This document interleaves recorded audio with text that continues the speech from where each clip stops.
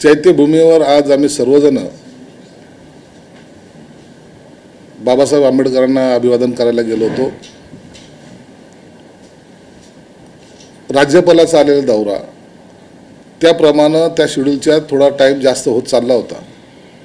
सर्वांनी जाऊन आतमध्ये दर्शन घेतलं, सर्वांनी येऊन बसले, सर्वांचा सत्कार झाला, मग भंतेजींचा सत्कार झाला, अन्न मुलांचा सत्कार झाला आणि त्याच्यामध्ये जो काही वेळ गेला त्या वेळेमुळे इतरांचे सर्वांचीच आता समाज कल्याण मंत्री म्हणून मलाही भाषण करायचं होतं, कारण की माझा खात्याचा तिथं कार्यक्रम तिथं होता आणि म्हणून तिथलच्या पालकमंत्र्याला भाषण करायचं होतं।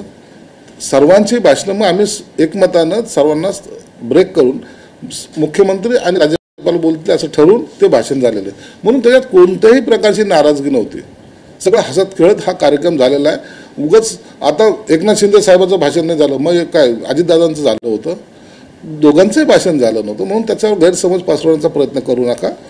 कोणताही गैरसमज त्या दोघांमध्ये पण नाहीत आणि आमच्यामध्ये पण नाही। तिन्ही पक्षाच्या नेत्यांमध्ये निधी वाटपावरून काहीतरी नसलेला आहे आणि तिघेही एकमेकांवर नाराज असल्याची चर्चा समोर। मला वाटतं अमित शहा साहेबांसमोर असा विषय होणार नाही किंवा झाला नसावा। त्यांची झालेली चर्चा कशावर झाली हे सांगता येणार नाही, परंतु निधी वाटपामध्ये जे काही थोडी बहुत नाराजगी आहे ती नाराजगी प्रत्येकजण आपापल्या पक्ष नेत्यांकडे सांगत असतो आणि मला वाटतं त्याच्यावर उचित निर्णय सुद्धा होईल। म्हणून निधी वाटपासाठी अमित शहा साहेब मोदी साहेबांकडे प्रकरण गेलं असं काही नाही आहे। हे तिन्ही नेते सक्षम आहेत, ते आपसमध्ये बसून याच्यावर तोडगा काढतील। शशिकांत पाटलांनी एक असा दावा केला की ठाकरेंच्या शिवसेनेला सत्तेत यायचे पण आम्ही घेत नाही आणि मागे लागून सत्तेत आले नाही तर पालिका निवडणुकीसाठी उमेदवारी मिळणार। उभाटा गटाला आम्ही जेव्हा उठाव केला त्या दिवसापासून त्यांना भाजप बरोबर जायचं, शिंदेंना रोखायचंय, फक्त एकनाथ शिंदे रोखला गेला पाहिजे यासाठी कोणतीही तडजोड करायला ते तयार होते। परंतु शिंदे साहेबांनी केलेली हिंमत ही मोदी साहेबांना माहिती होती, अमित शहा साहेबांनाही माहिती होती आणि म्हणून त्यांनी त्यावेळेला त्यांना नकार दिला आणि त्याच्यानंतर अनेक माध्यमातून मग कुणाचे नातेवाईक धरले, हाताशी धरणे, कुणाकुणाकडे जाणे, या सर्व माहिती आमच्याकडे आहेत। हा सगळा प्रयत्न करून ते थकलेत आणि त्यांना सगळ्या वरच्या लोकांनी सुद्धा सांगितलं आमच्याकडे यायला तुम्हाला आता प्रवेश बंदी आहे आणि त्यांना प्रवेश तो नाकारलेला आहे।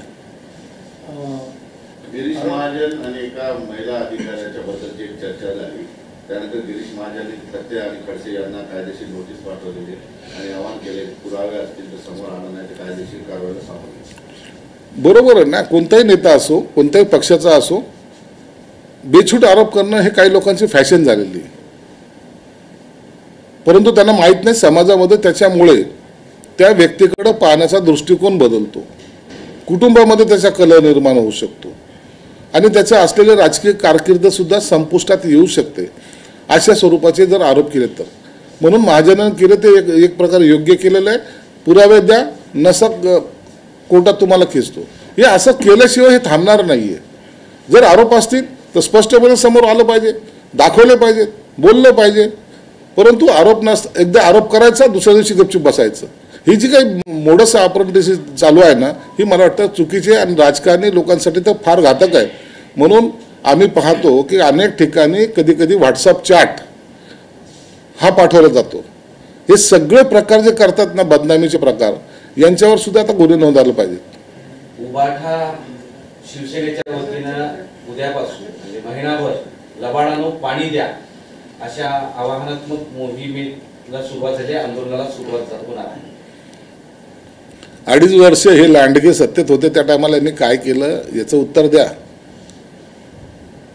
आता हे लांडगे पळालेले शिपूट घालून आम्ही प्रयत्न करतोय आणि आता पाणी यायचं टाइम तेव्हा आंदोलन करता। जेव्हा संभाजीनगरचं नामांतर व्हायचं होतं त्या एक दिवस अगोदर कॅबिनेट घेता। हे सगळे जे कावे डावे आहेत ना, हे सगळ्या जनतेला माहिती आहेत। पाणी आता मुबलक यायला सुरुवात झालेली आहे आणि आता आंदोलन करतो आणि सांगायचं हे बघा आम्ही गेलो आंदोलन केलं आणि पाणी आलं। अरे समांतरची योजनेमध्ये सगळ्यात मोठा भ्रष्टाचार करणारे हे लोक, समांतर कशामुळे रखडली एकदा सांगा लोकांना। टक्केवारीमुळे ते समांतरची योजना खड्ड्यात घातली 12 वर्ष. आता या सरकारने ती योजना सर्व बाकीची योजना कार्यान्वित केली आणि आता पाणी यायला सुरुवात झाली. म्हणून या लबाड्यांनी हा मुहूर्त पाहून आता आंदोलन करायला सुरुवात करायचा प्रयत्न केलेला आहे. 25 वर्ष सत्ता होती, खासदार चंद्रकांत खैरे होते, त्याच्यानंतर अमर दानवे हे शिवसेनेचे जिल्हा प्रमुख राहिले, सत्ता होती, तरी ते तुम्हाला लबाड म्हणतायत. खरे लबाड कोण आहे प्रश्न. ते लबाड लांडगा त्यांनाच म्हणलोय मी. यांनी हे सगळं टक्केवारी कोण जात होतं कॉर्पोरेशन मध्ये सांगा. संजय शिरसाट कधी कॉर्पोरेशन मध्ये गेले दाखवा तुम्ही उदाहरण. आम्ही कधी जात नव्हतो. 10 वर्ष मी नगरसेवक होतो, परंतु त्याच्यानंतर कधी त्या कॉर्पोरेशनमध्ये एखाद्या कार्यक्रमाच्या व्यतिरिक्त कधी आम्ही गेलो नाही. यांची विषय पत्रिका घरी बसल्यानंतर ठरायची, पैसे कसे खायचे हे ठरायचं, कोणता विषय तुम्ही घ्यायचा कोणता विषय मी घ्यायचा, वाटण्या करायला जायचा.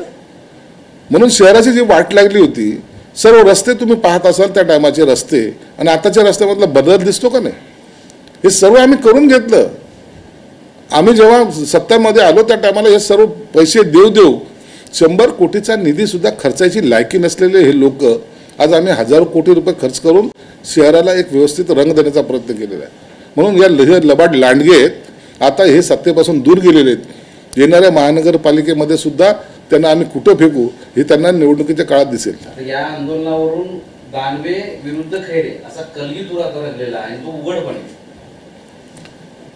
दानवेला या इथं शिवसेनेच्या जी उरलेली आहे उबाटाची त्याच्यावर आपली पकड मजबूत करायची,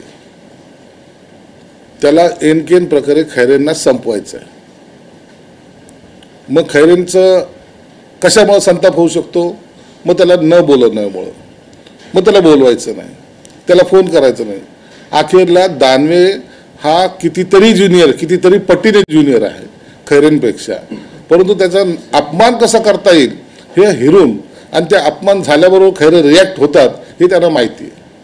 म्हणून त्यांनी ही चाल त्याची ही शकुनी चाल जी आहे ना त्याला आता कसं का असताना खैरेनं बाजूला काढणे आणि उरलेल्या या उबाटा गटावर वर्चस्व स्थापन करणे हा त्याचा एक मेन हेतू आहे.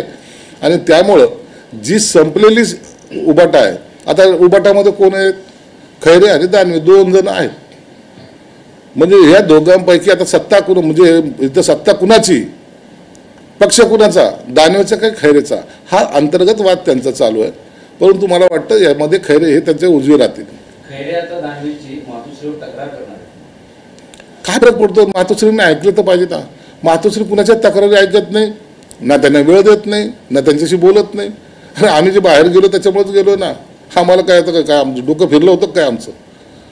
त्यांना ऐकून घेण्याची सवय नाही आणि ते कोणताही निर्णय घेत नाहीत, हे दुर्दैव आहे. म्हणून आता त्या उबाटाचं जे काही अंधपतन होत चाललंय तुम्ही पाहताय या गतीनं. अहो एक तर बातमी येऊ द्या पक्षात प्रवेश घेतल्याची कुणाची, जे होते आज नेमणूक केली आणि उद्या तो निघून जातोय. चांगल्या पदावर असलेली माणसं पटापट पद सोडतायत. आता या पुढच्या आठवड्यामध्ये अनेक प्रवेश आहेत, उद्या सुद्धा संध्याकाळी प्रवेश आहे. म्हणून हे प्रवेशाची लाईन आमच्याकडे आहे. आता त्यांच्याकडे खडखडाट झालेला आहे. खैरेंना काय सल्ला द्याल? म्हणाले की जर उद्धव साहेबांनी निर्णय घेतला नाही तर पक्ष संपेल अशा लोकांना आम्ही काय सांगत होतो, आम्ही पहिले सांगत होतो निर्णय घ्या, काँग्रेस राष्ट्रवादी सोडा. ऐकलं का? नाही ऐकलं. पक्षाची शक्ल पडली की नाही? पडली. पक्ष फुटला का नाही? फुटला. आता खैरे बोलल्यामुळे त्यांच्यावर काय परिणाम होईल असं मला वाटत नाही. आज त्यांच्याबरोबर ना काँग्रेस आहे ना शरद पवारची राष्ट्रवादी आहे. अकेला चलोमध्ये सुद्धा त्यांना कोणी विचारायला तयार नाही.